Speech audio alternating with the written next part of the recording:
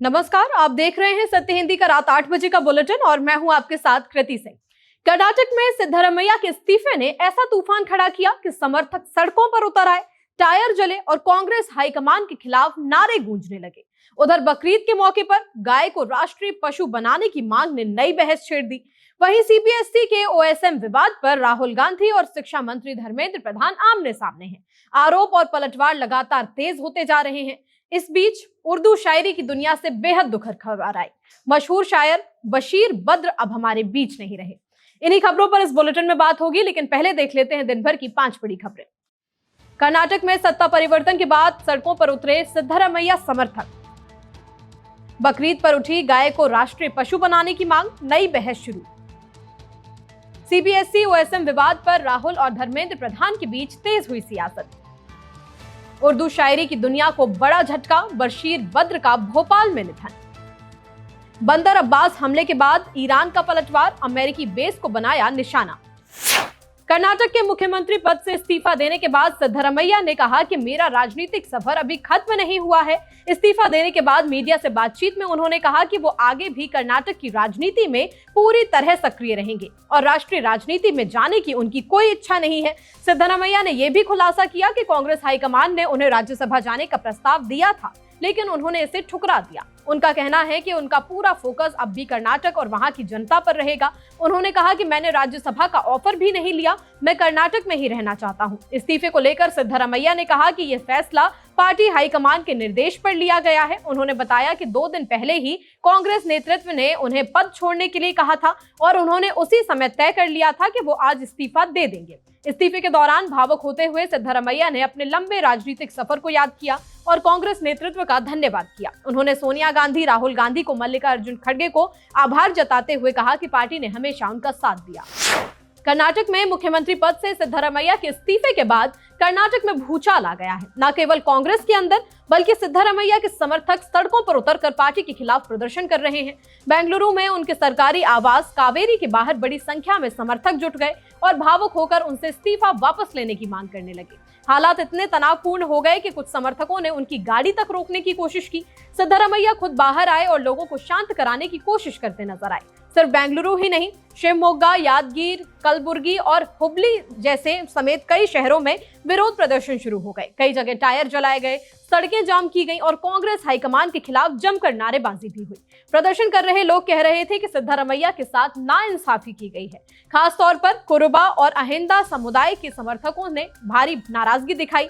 यादगीर में हालात इतने बिगड़ गए कि पुलिस को भीड़ संभालने में काफी मशक्कत करनी पड़ी। वहीं एक समर्थक ने खुद दुख में आकर के खुद को नुकसान पहुंचाने की कोशिश भी की। हालांकि आसपास मौजूद लोगों ने उसे रोक लिया। हुबली में राहुल गांधी, मल्लिकार्जुन खड़गे और डीके शिवकुमार के खिलाफ भी नारे लगे। बकरीद के मौके पर अब गाय को राष्ट्रीय पशु घोषित करने की मांग ने नई सियासी और सामाजिक बहस छेड़ दी है। राजस्थान हज वेलफेयर सोसाइटी के पदाधिकारियों ने गुरुवार को मांग उठाई कि देश में भाईचारे और सौहार्द का संदेश देने के लिए गाय को राष्ट्रीय पशु घोषित किया जाए।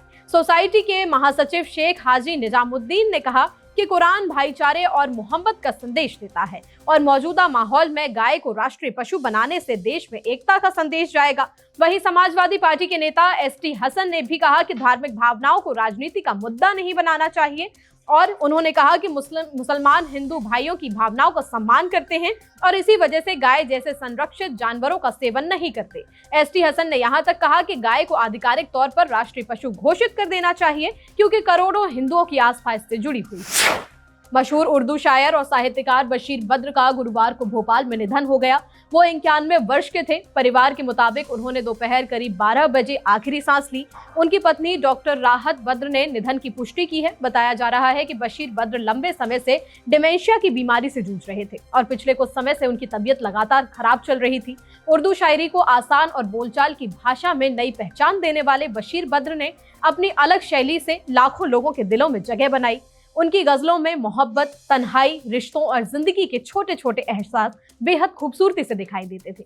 उनके कई मशहूर शेर आज भी मुशायरों से लेकर सोशल मीडिया तक लोगों की जुबान पर रहते हैं। अलीगढ़ मुस्लिम विश्वविद्यालय से पढ़ाई करने के बाद उन्होंने मेरठ कॉलेजों में उर्दू विभाग में बतौर लेक्चरर भी काम किया। 1974 से 1990 का दौर उनके साहित्यिक जीवन का सबसे अहम समय माना जाता है, जब उनकी शायरी ने देश ही नहीं बल्कि विदेशों में भी अपनी एक अलग पहचान बनाई। उनके निधन की खबर के बाद साहित्य और कला जगत में शोक की लहर है। परिवार के मुताबिक उनका अंतिम संस्कार भोपाल में किया जाएगा, हालांकि समय अभी तक तय नहीं हुआ है। सीबीएसई के डिजिटल मार्किंग सिस्टम पर राहुल के आरोपों पर केंद्रीय शिक्षा मंत्री धर्मेंद्र प्रधान ने जोरदार पलटवार किया। धर्मेंद्र प्रधान ने कहा कि सीबीएसई इस मामले में पहले ही अपना जवाब दे चुका है और पूरी प्रक्रिया भारत सरकार की खरीद नीति के मुताबिक ही हुई है। उन्होंने भरोसा दिलाया कि अगर कहीं कोई गड़बड़ी या अनियमितता पाई जाती है तो किसी को भी बख्शा नहीं जाएगा। लेकिन इसके साथ ही धर्मेंद्र प्रधान ने राहुल गांधी पर भी तीखा हमला बोला। उन्होंने कहा कि लगातार चुनावी हार के बाद राहुल गांधी एक अलग मानसिक स्थिति में पहुंच गए हैं और अब हर मुद्दे का विरोध करना उनकी आदत सी बन चुकी है। शिक्षा मंत्री ने कहा कि राहुल गांधी पहले एसआईआर का विरोध करते थे, फिर ईवीएम का विरोध करने लगे और अब डिजिटल इंडिया का भी विरोध कर रहे हैं। उन्होंने आरोप लगाया कि राहुल गांधी भारत की वैज्ञानिक और तकनीकी प्रगति के साथ कभी भी खड़े नजर नहीं आते। बुलेटिन में आगे अभी और भी खबरें हैं।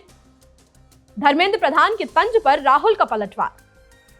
सीबीएसई का दावा, ओएसएम सिस्टम पूरी तरह सुरक्षित। त्विषा दहेज केस में पूर्व जज गिरिबाला सीबीआई हिरासत में। ईरान अमेरिका टकराव बढ़ा, ईरानी सेना का पलटवार। केंद्रीय शिक्षा मंत्री धर्मेंद्र प्रधान के तंज के बाद अब राहुल ने भी पलटवार कर दिया है। राहुल गांधी ने साफ कहा कि उन पर चाहे जितना भी राजनीतिक हमला किया जाए, लेकिन इससे 18.5 लाख छात्रों के सवालों का जवाब नहीं टाला जा सकता। राहुल ने अपनी पोस्ट में फिर से वही सवाल दोहराए कि ये ठेका कोएम्ट नाम की कंपनी को दिया गया, जो पहले ग्लोबेरेना के नाम से विवादों में रह चुकी है। राहुल ने पूछा कि आखिर ये फैसला किसके आदेश पर लिया गया और इस कंपनी का बैकग्राउंड चेक क्यों नहीं किया गया और कोएम्ट की मैनेजमेंट और केंद्र सरकार के बीच क्या संबंध है। अपने पोस्ट में राहुल गांधी ने यह भी कहा कि अगर प्रधानमंत्री नरेंद्र मोदी छात्रों के भविष्य को लेकर गंभीर होते तो शिक्षा मंत्री को अब तक पद से हटा दिया गया होता। उन्होंने आरोप लगाया कि इस पूरे मामले में लाखों छात्रों के भविष्य के साथ खिलवाड़ हुआ है और सरकार जवाब देने से बच रही है। सीबीएसई के ओएसएम सिस्टम पर पूरा विपक्ष एकजुट होकर बच्चों का साथ दे रहा है। अब सपा प्रमुख अखिलेश यादव ने भी एक्स पर लिखा कि सीबीएसई के मामले में लाखों स्टूडेंट्स और उनके माता पिता की सबसे बड़ी समस्या ये है कि कॉपियों को फिर से जांचने की मांग करके भी आखिर हासिल क्या होगा, क्योंकि घपला करने वाला तो भाजपा का करप्ट सिस्टम ही है। ना कोई जिम्मेदारी ली जा रही है, ना कोई इस्तीफा दिया जा रहा है। अखिलेश का कहना है कि भाजपा के जिन संगी साथियों ने सत्ता के आपसी बंटवारे के समय शिक्षा से जुड़े हर मामले का एकाधिकार ले लिया हो, वो भी इस घपले के बाहर आने पर अपने स्वभाव के अनुसार अंडरग्राउंड हो चुके हैं। बच्चों के भविष्य से खिलवाड़ करने वाले केवल देश के वर्तमान ही नहीं बल्कि भविष्य से भी दगा कर रहे हैं। अखिलेश ने आखिर में एक स्लोगन भी दिया। उन्होंने कहा कि यूथ कहे आज का no more Bhajpa. On screen marking system को लेकर उठे विवाद के बीच सीबीएसई ने कहा है कि उसका डिजिटल मूल्यांकन प्लेटफॉर्म पूरी तरह सुरक्षित है और इसमें किसी भी तरह की तकनीकी खामी या सेंध की कोई भी जानकारी सामने नहीं आई है। सीबीएसई ने कहा है कि ये एक मजबूत आईटी सिस्टम है जिसे कई सुरक्षा परतों और तकनीकी जांच के बाद ही इस्तेमाल में लाया जा रहा है। सीबीएसई के मुताबिक इस पूरे प्लेटफॉर्म का आधिकारिक सुरक्षा ऑडिट कराया गया है और उसे पूरी तरह सर्टिफाई किया गया है। बोर्ड ने कहा कि आंसर शीट्स की स्कैनिंग से लेकर उनकी प्रोसेसिंग तक हर स्तर पर कई क्वालिटी चेक लगाए गए हैं ताकि किसी भी तरह की गलती या छेड़छाड़ की संभावना न हो। सीबीएसई ने यह भी स्पष्ट किया कि छात्रों की उत्तर पुस्तिकाएं पूरी तरह सुरक्षित हैं और उन्हें सख्त डिजिटल सुरक्षा के तहत प्रोसेस किया जा रहा है। भोपाल के त्विषा शर्मा दहेज मौत मामले में गुरुवार को सीबीआई ने पूर्व जिला जज गिरिबाला सिंह को उनके घर से हिरासत में ले लिया। सुबह सुबह सीबीआई की टीम भारी पुलिस बल के साथ कटारा हिल्स स्थित उनके आवास पर पहुंची और पूरे इलाके में सुरक्षा घेराबंदी कर दी गई। ये कार्रवाई मध्य प्रदेश हाई कोर्ट द्वारा दिए एक दिन पहले अग्रिम जमानत रद्द किए जाने के बाद आई है। कोर्ट ने अपने आदेश में निचली अदालत के फैसले पर सवाल उठाते हुए कहा था कि मामले के अहम तथ्यों पर ठीक से विचार नहीं किया गया। त्विषा शर्मा की मौत 12 मई को उनके ससुराल में संदिग्ध परिस्थितियों में हुई थी, जिसके बाद ये मामला लगातार गंभीर होता गया।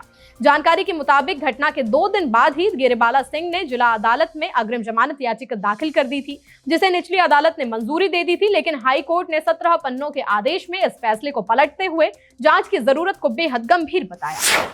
अमेरिका की ओर से ईरान के रणनीतिक पोर्ट सिटी बंदर अब्बास में स्थित एक सैन्य ठिकाने पर किए गए हमले के बाद अब ईरानी सेना ने भी जवाबी कार्रवाई का दावा कर दिया है। आईआरजीसी का कहना है कि उन्होंने उसी अमेरिकी अड्डे को निशाना बनाया है जहां से ईरान पर हमला किया गया था। ईरान की सरकारी समाचार एजेंसी आईआरएनए के मुताबिक आईआरजीसी ने कहा कि गुरुवार तड़के अमेरिकी सेना ने बंदर अब्बास एयरपोर्ट के बाहरी इलाके में हवाई हमला किया था। इसके जवाब में सुबह 4:50 पर उसी अमेरिकी बेस पर हमला किया गया, जिसे ईरान अपने खिलाफ कार्रवाई का केंद्र मानता है। आईआरजीसी ने इसे दुश्मन के लिए एक और गंभीर चेतावनी बताया और कहा कि अगर आगे भी हमला होता है तो जवाब और ज्यादा कड़ा होगा। फिलहाल बुलेटिन में इतना ही। देश दुनिया की तमाम बड़ी खबरों के लिए आप देखते रहिए सत्य हिंदी। नमस्कार।